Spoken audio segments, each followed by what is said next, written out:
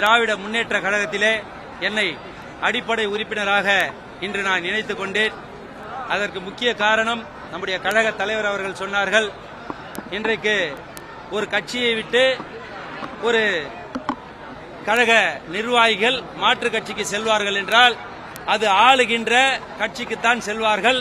ஆனால் இன்றைக்கு எதிர்கட்சியை நோக்கி இன்றைக்கு இந்த தம்பி வந்திருக்கிறார், அவர் உண்மையாகவே இந்த கழகத்துக்கு விசுவாசமாக இருப்பார் அப்படி என்று சொன்னார்கள். நிச்சயமாக இந்த கழகத்திற்கும் நம்முடைய தலைவர்களுக்கும் நான் விசுவாசமாக இருப்பேன். அதே போன்று இளைஞர்களின் எழுச்சி நாயகனாக இருக்கின்ற அண்ணன் உதயநிதி அவர்களுடைய ஆற்றலும் அவர்களுடைய செயல்பாடும் அவர்கள் சட்டமன்றத்தில் நிகழ்த்திய அந்த உரையும் தான் இன்றைக்கு என்னை இந்த திராவிட முன்னேற்ற கழகத்திலே இணைவதற்கு தூண்டுதலாக அச்சாணியாக இருந்தது. மீண்டும் நான் உங்களிடத்திலே ஒரு முக்கியமான விஷயத்தை பதிவு செய்து கொள்கிறேன். இன்றைக்கு நடக்கின்ற இந்த அரசு ஒரு காகித பூ அரசு. ஒரு காகித பூ எப்படி வண்ணமயமாக இருக்குமோ அது போன்று வண்ணமயமாக தெரியப்பட்டதின் காரணம் இந்த மக்கள் இந்த காகித பூ அரசுக்கு இன்று வாக்களித்திருக்கிறார்கள். ஆனால் இந்த காகித பூவுக்கு எப்படி வாசம் இல்லையோ, காகித பூவில் எப்படி தேன் இல்லையோ, அதை எப்படி வண்டுகளும் பட்டாம்பூச்சிகளும் சென்று ஏமாந்து திரும்பி வருமோ அதே போன்று இந்த காகித பூ அரசை இன்னும் 6 மாத காலத்தில் மக்கள் யாரெல்லாம் வாக்களித்தார்களோ அவர்களே வெறுத்து ஒதுக்கி வர இருக்கின்ற இன்னும் ஓராண்டு காலத்திலே மீண்டும் திராவிட முன்னேற்ற கழகம் 234 தொகுதியிலும் வரலாறு காணாத வெற்றி பெறும். கழக தலைவர் முதலமைச்சராக நிரந்தர முதலமைச்சராக பொறுப்பேற்பார் அண்ணன் உதயநிதி. அவரோடு அவர் கலைஞரை வலுப்படுத்தும் வகையிலே அவர் இன்றைக்கு நிச்சயமாக துணை முதல்வராக வருவார். இந்த ஆட்சி இன்னும் 6 மாத காலத்திலே முடிவுரை எழுதப்படும். இன்றைக்கு இருக்கிற நம்முடைய கழக எதிர்கட்சி தலைவர் அவர்கள் சொன்னது போல இந்த இன்ஸ்டாகிராம் ஆட்சி, ரீல்ஸ் ஆட்சி இன்னும் 6 மாத காலத்திலே இந்த காகித பூவின் சாயம் வெளுத்துவிடும்.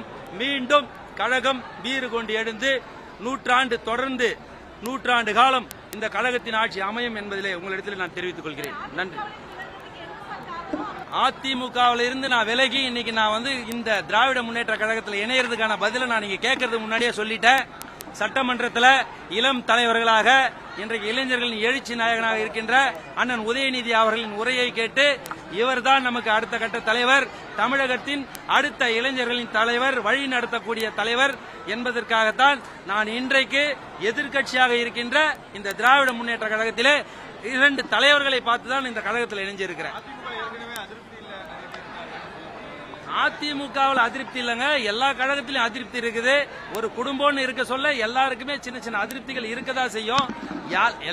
இன்னைக்கு கழகத்தை விட்டு நோக்கி ஆளும் கட்சிக்கு பயணிக்கிறாங்கன்னா முன்னாள் எம்எல்ஏ, சட்டமன்ற உறுப்பினர்கள், அமைச்சர்கள்லாம் பயணிக்கிறாங்கன்னா ஏதோ ஒரு காரணத்துக்காக ஆதாயத்துக்காக செல்றாங்க. இன்னைக்கு நான் இந்த கழகத்துக்கு வந்திருக்கிறேன்னா நான் ஆதாயத்துக்காகவோ இல்ல அடுத்த ஒரு பலனை ஆதாயம் அடையணுன்றதுக்காகவோ வரல. நான் ஒரு திராவிட பாரம்பரியத்தில் வந்த ஒரு திராவிட கொள்கை பற்றினால நான் இன்னைக்கு அண்ணா திராவிட முன்னேற்ற கழகத்தில் இருந்தேன். இன்றைக்கு அந்த அண்ணா திராவிட முன்னேற்ற கழகத்தில் என்னால் தொடர்ந்து பயணிக்கிற மனநிலையும் சூழ்நிலையும் இல்லை.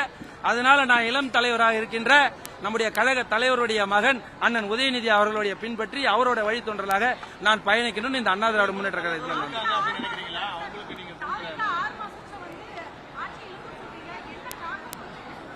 ஆமாங்க, இன்னைக்கு திராவிட முன்னேற்ற கழக ஆட்சி கொடுத்த எத்தனையோ திட்டங்களை இன்னைக்கு செயல்படுத்த முடியாத இருக்கு. இவர் சொன்னாரு இன்னைக்கு 10 ரூபாய் பாட்டிலுக்குன்னு பாட்டெல்லாம் பாடினாரு.